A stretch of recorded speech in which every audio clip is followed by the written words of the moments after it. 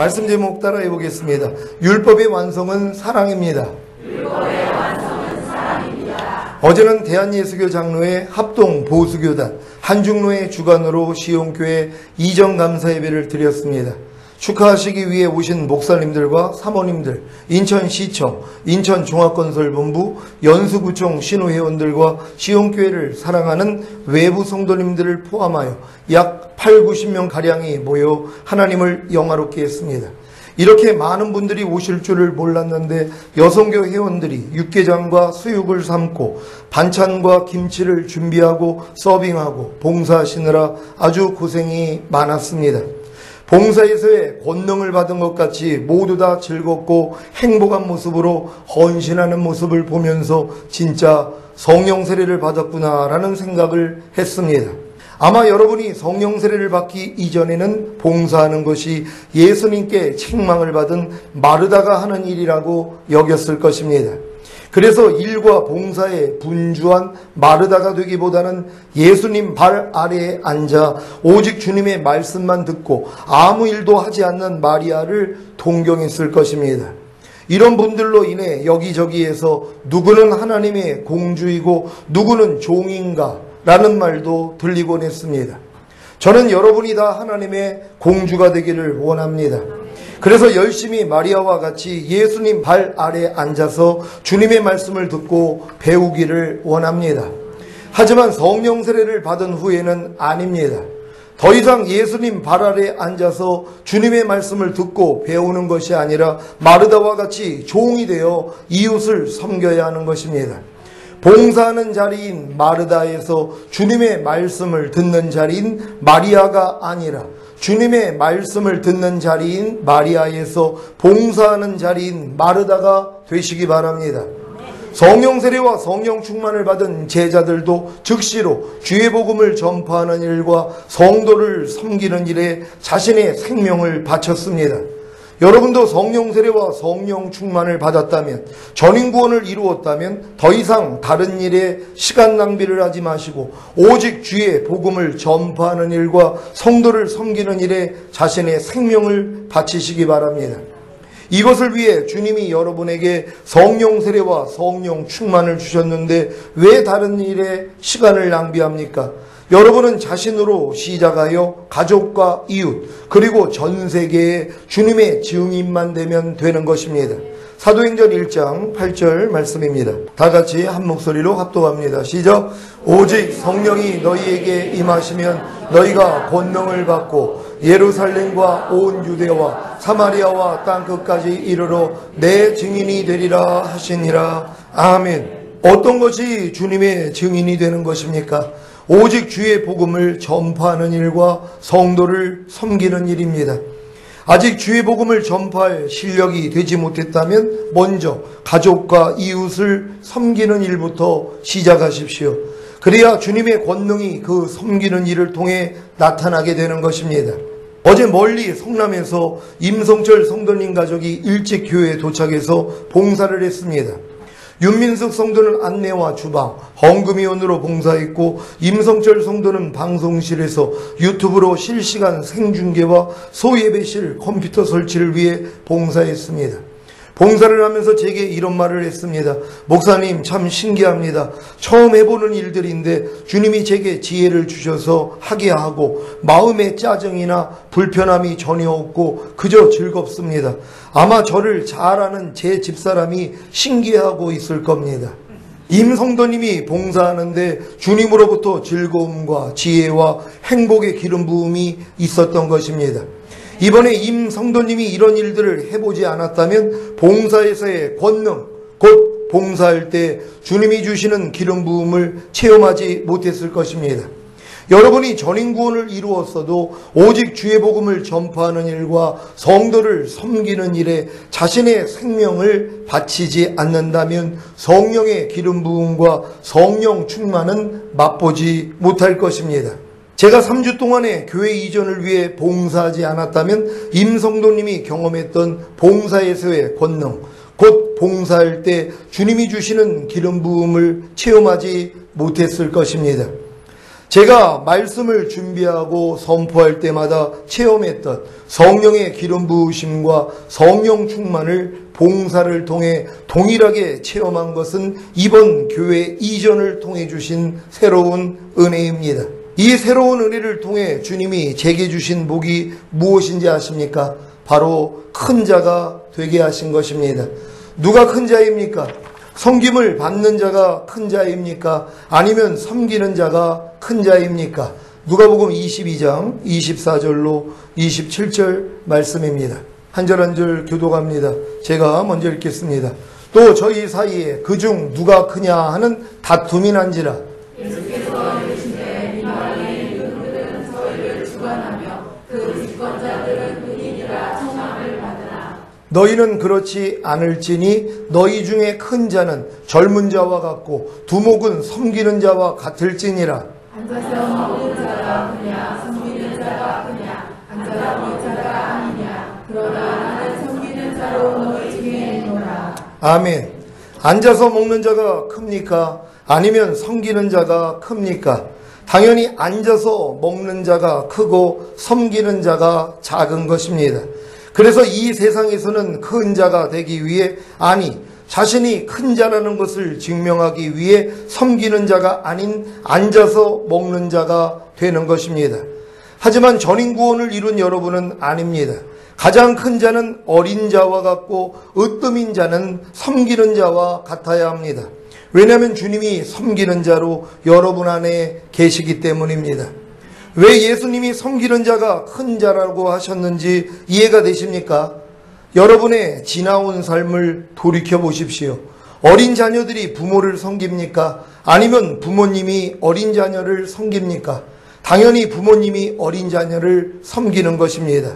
왜냐하면 부모님이 어린 자녀들에게는 큰 자이기 때문입니다. 교회 안에서도 누가 성도들을 섬깁니까? 큰 자가 섬기는 것입니다.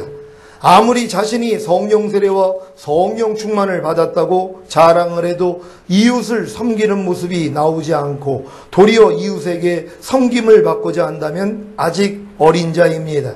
이런 어린 자들이 더 성숙해야 이웃의 필요를 보게 되므로 이웃을 섬기는 큰 자가 되는 것입니다. 고린도후서 12장 14절 15절 말씀입니다. 한 절 한 절 교독합니다. 제가 먼저 읽겠습니다. 보라, 이제 세 번째 너희에게 가기를 예비하였으나 너희에게 폐를 끼치지 아니하리라. 나의 구하는 것은 너희 재물이 아니요 오직 너희이니라. 어린아이가 부모를 위하여 재물을 저축하는 것이 아니요 이에 부모가 어린아이를 위하여 하느니라. 내가 너희 영혼을 위하여 크게 기뻐함으로 재물을 허비하고 또 내 자신까지 허비하리니 너희를 더욱 사랑할수록 나는 더욱 사랑을 받겠느냐. 아멘. 사도 바울이 말합니다. 어린아이가 부모를 위하여 재물을 저축하는 것이 아니요 이에 부모가 어린아이를 위하여 하느니라. 이해가 되십니까? 여러분이 청년의 신앙을 지나 아비의 신앙으로 들어가면 어린아이가 부모를 위하여 재물을 저축하는 것이 아니라 부모가 어린아이를 위하여 하듯이 여러분도 어린 신자들을 위해 자신을 내어주게 됩니다. 이런 모습이 아직 나오고 있지 않다면 성령 세례와 성령 충만을 받았어도 전인 구원을 이루었어도 아직 어린아이의 일을 벗지 못하고 있는 것입니다. 고린도전서 13장 11절입니다. 다 같이 한 목소리로 합독합니다. 시작. 내가 어렸을 때에는 말하는 것이 어린아이와 같고 깨닫는 것이 어린아이와 같고 생각하는 것이 어린아이와 같다가 장성한 사람이 되어서는 어린아이의 일을 버렸노라. 아멘. 누가 장성한 자입니까? 어린아이의 일을 버린 자입니다. 전인 구원을 이룬 여러분이 아직 어린아이의 일을 발견하여 버리지 않는다면 장성한 자는 될 수가 없습니다. 전인 구원을 이룬 여러분은 이제 매일의 삶을 통해 아직 어린아이와 같은 모습을 발견하여 버려야 합니다. 그래야 장성한 자가 될 수 있습니다. 아직 어린아이와 같은 모습을 발견하여 버리면 버릴수록 더 장성한 자가 된다는 사실을 명심하시기를 바랍니다. 요즘 3주 동안 교회 이전을 위해 인테리어를 하면서 제 어린아이와 같은 모습들을 많이 발견했습니다. 몸이 힘들다 보니까 예전의 모습들도 나오고 몰랐던 옛 모습도 많이 발견했습니다. 그 중에 하나가 이웃에게 악을 행하는 모습이었습니다. 로마서 13장 10절에 사랑은 이웃에게 악을 행치 아니하나니 그러므로 사랑은 율법의 완성인이라고 했는데 제가 이웃에게 악을 행하는 것을 본 것입니다. 교회 이전 공사기간 중 여러 식당을 다니면서 식사를 했는데 어떤 식당의 주인이 불친절한 것을 제 입 밖으로 옮기면서 장사를 친절하게 해야 손님이 모이지 불친절하면 누가 가나라고 했었습니다. 그 당시에는 부끄러움을 못 느꼈는데 집에 돌아와 하루를 돌아보는데 이 일이 마음에 걸렸습니다. 사랑은 이웃에게 악을 행치 않는다고 했는데 제가 이웃에게 악을 행한 것입니다. 물론 이 악은 그 식당 주인이 모르는 일입니다. 다른 사람 앞에서 혼잣말로 한 것이니까요. 하지만 하나님과 악한 영과 사람이 들었습니다. 그래서 회개한 후에 그 식당 주인을 축복했습니다. 가끔 그 식당 주인을 보면 피하고 싶었는데 회개한 후에는 친절하게 먼저 인사를 하고 있습니다. 또 한 번은 공사하기 위한 자재가 오전 7시 30분에 오기로 해서 집에서 6시 40분에 나왔는데 제게 배달하시는 분이 자기가 너무 일찍 와서 문이 잠겨 있고 옮길 사람이 없다고 전화를 했습니다. 요즘은 자재를 배달시키면 3층까지 갖다 주는 것이 아니라 1층에다가 그냥 내려놓기만 하고 가는 것입니다. 그래서 불이 나게 도착해서 옮기는데 아무도 오지 않는 것입니다. 땀을 뻘뻘 흘리고 옮기면서 왜 이렇게 오지 않는 거야? 7시 30분까지 오기로 했으면 와야지 하는 생각 때문에 제 마음이 힘들었습니다. 물론 이 마음이 주님의 마음이 아니라는 것을 알았지만 몸이 힘드니까 부인하기도 싫었습니다. 부인하기를 싫어하는 이것도 주님의 마음이 아니라는 것을 알았지만 그냥 그 자리에 머물러 있었습니다. 왜 그랬는지 아십니까? 제가 이웃에게 악을 행한 것입니다. 이웃을 판단하고 정죄하는 악을 행한 것입니다. 이것을 발견하여 회개하고 버렸습니다. 며칠 전에는 남자, 여자 화장실 바닥과 벽면과 천장을 문성도님이 약품을 뿌려줘서 김승환 목사님과 함께 깨끗이 닦았습니다. 닦다 보니까 화장지 거리도 고장나고 세면대, 비누바지 등이 너무 더러워서 집에 보관하고 있던 새 것으로 문성도님께 부탁해서 교체를 했습니다. 교체한 후에 바닥에 떨어진 빈 박스와 떼어낸 기구들과 나사들을 박스에 넣어 식당으로 가지고 와서 식탁 위에 올려놓고 나왔습니다. 제가 또 이웃에게 악을 행한 것입니다. 무슨 말입니까? 식당으로 가지고 와서 식탁 위에 올려놓은 쓰레기는 누구한테 치우라는 것입니까? 당연히 제가 정리해서 재활용은 따로 정리해서 버리고 박스는 박스대로, 쇠는 쇠대로 버려야 하는데 이게 귀찮은 겁니다. 여러분도 집에서 쓰레기를 버릴 때 재활용은 재활용대로, 쓰레기는 쓰레기대로, 음식물은 음식물대로 잘 구분하여 버립니까? 그러면 교회에서는 어떻습니까? 애고 어른이고 다 잘 구분하여 버립니까?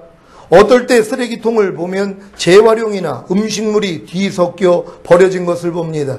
라면 찌꺼기와 남긴 국물이 있는 채 버려진 컵라면 용기, 음료수가 들어가 있는 캔, 정수기 물바지에 커피가 버려져 있지 않나? 쓰레기통만 그렇습니까? 예배나 기도회를 마치고 뒷정리를 하다 보면 마신 컵을 자기 자리에 그대로 놓지를 않나? 아니면 자신이 마신 컵을 설거지통에 그대로 놓고 가지를 않나?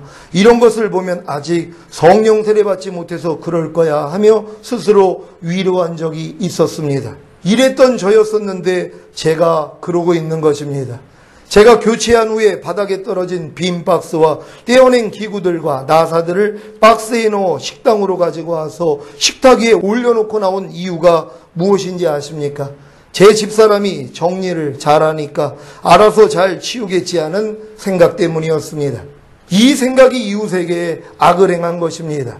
자신이 귀찮은 일은 남도 귀찮은 겁니다. 이해가 되십니까?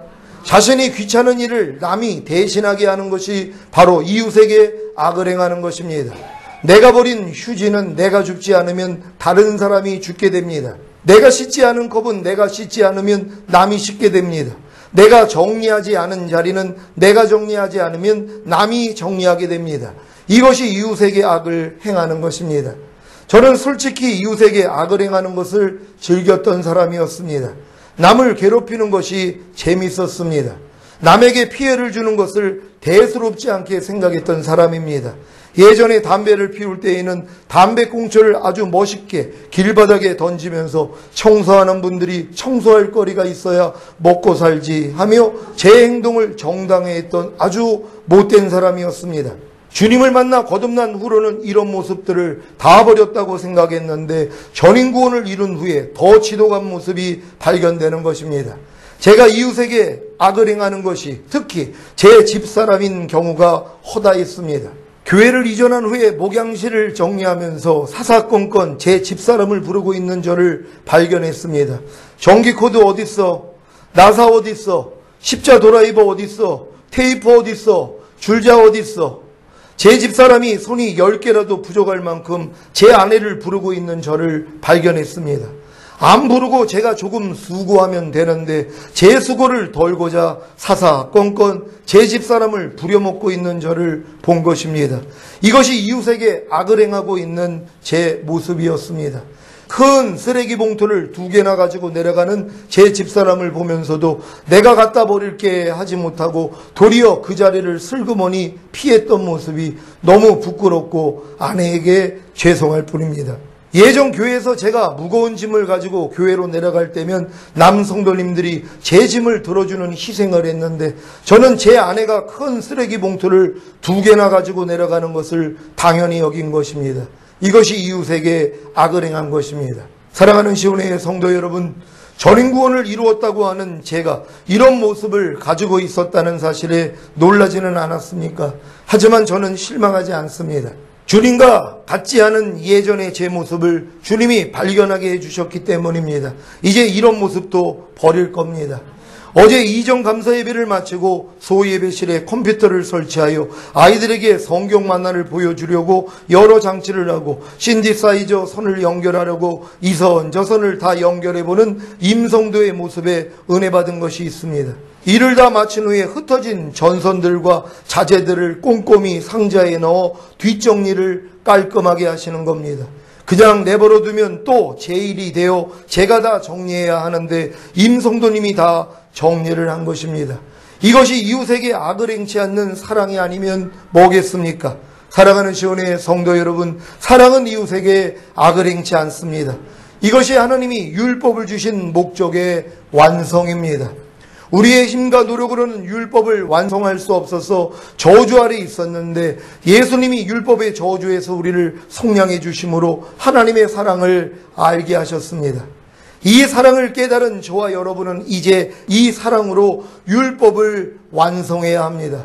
율법의 완성이 무엇입니까? 이웃에게 악을 행하지 않고 이웃을 내 몸같이 사랑하는 것입니다. 여러분, 율법의 완성을 이루시기를 원하십니까? 그렇다면 이웃에게 악을 행하고 있는 모습을 봐야 되는 것이란 말이에요. 어제는 저희 집 화장실에 휴지거리에 보니까는 휴지를 다 쓰고 그 맨 마지막에 그 몸통 그게 남아있는 거예요. 그걸 딱 보면서 예전 같았으면 누가 끝에서 이거 한 사람이 해야 되는데 이것도 누구야? 이런 생각하고 싸운단 말이에요. 아니, 맨 끝에 자기가 썼으면 맨 끝 사람이 그걸 해야 될 거 아니에요. 근데 그냥 그 빈 통만, 그거만 있는 거란 말이에요. 근데 제가 그걸 보면서 참 마음이 즐겁더라고요. 왜요?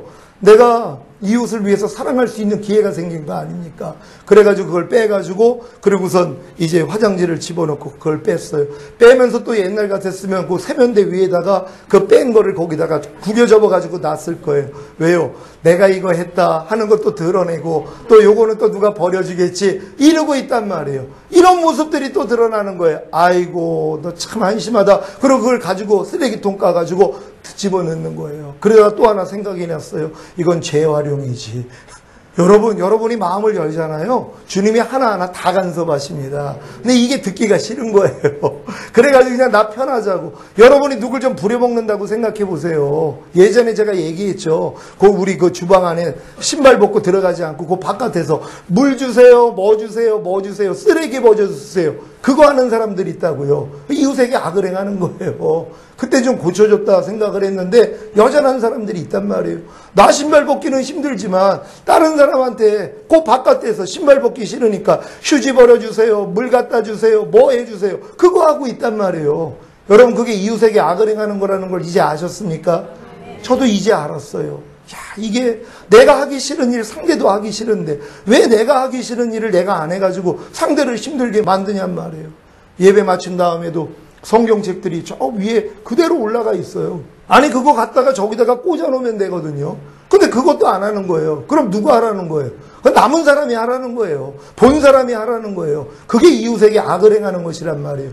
내가 할 일만 내가 하면 된단 말이에요. 간단합니다. 남의 거 하라는 거 아니에요. 자기가 버린 쓰레기 자기가 주스면 되잖아요. 자기가 자리 흐트러 놓으면 자기가 정돈하면 된단 말이에요. 근데 그걸 안 하는 거예요. 왜? 힘드니까.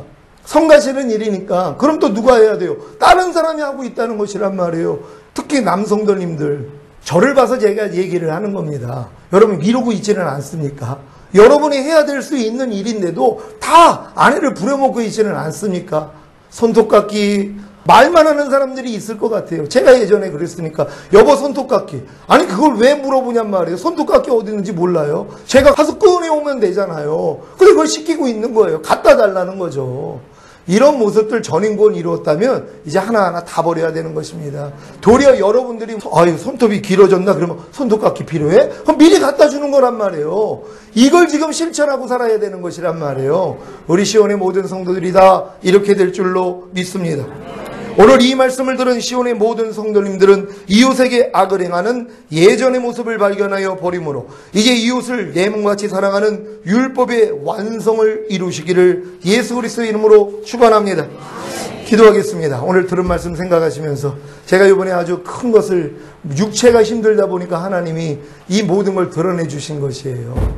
내 육체가 힘들다 보니까 이웃에게 악을 행하는 모습들 발견했습니다. 도리어 이제는 이웃을 위해 내 몸을 희생할 때입니다. 내가 힘든 거 상대가 힘들다는 거 알잖아요. 그러면 도리어 여보 힘들지? 하면서 자기가 도와줄 수 있는 거. 이게 우리의 하나님이 원하시는 모습인 것 같습니다. 하나님, 우리 모두가 다 이렇게 되기를 원합니다. 주여 한번 해주고 기도합니다.